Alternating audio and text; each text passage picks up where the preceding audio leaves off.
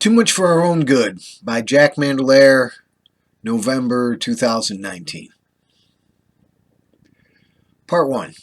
Too much. If there weren't so many billionaires, everyone could live like one. Buckminster Fuller.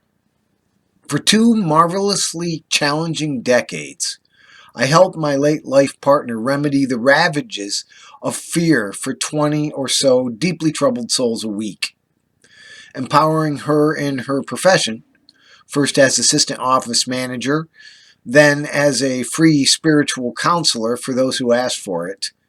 I savored the opportunity to feed the poor in spirit.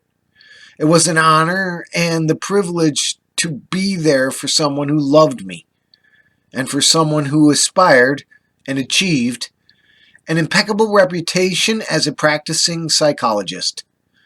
I was proud of her for deciding to be in practice in the culturally conservative American South, serving mostly poor and disadvantaged people, many with the most severe mental problems. For 22 years, I was mostly her counselor, along with doing whatever made it easier for her to make a living as an outspoken, LGBTQ-friendly, humanist psychologist, specializing in sexual abuse therapy. I admired her courage. She insisted on treating perpetrators as well as their victims. She treated both the abuser and the abused because she believed everything was connected to everything else. The political is psychological, and the personal is political, she often said. We like to imagine a world where everyone was guaranteed lifelong mental health monitoring.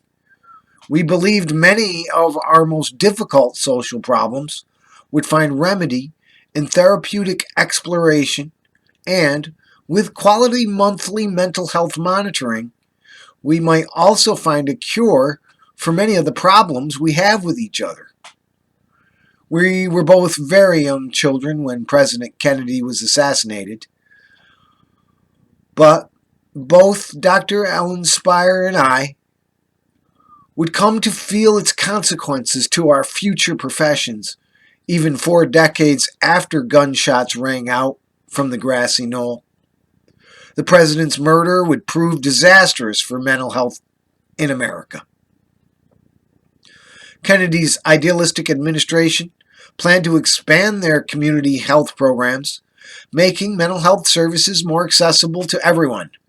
But when LBJ surrendered his war on poverty to fund our disastrous 11-year Cold War campaign against North Vietnam, Jack Kennedy's community mental health programs could not be fully enacted.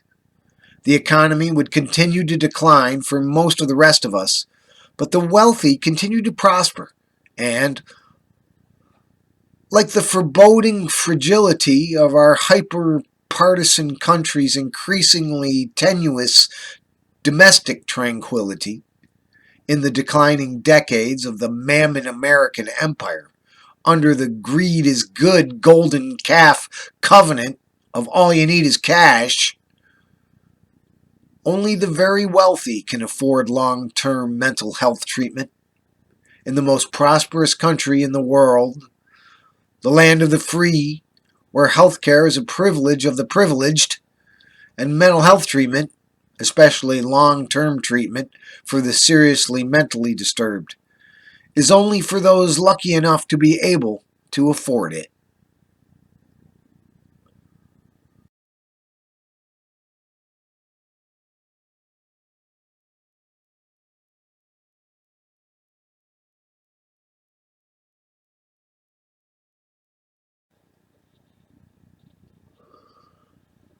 I am Lunge the Dinosaur, and I approve this message. Thank you. Let us not go extinct.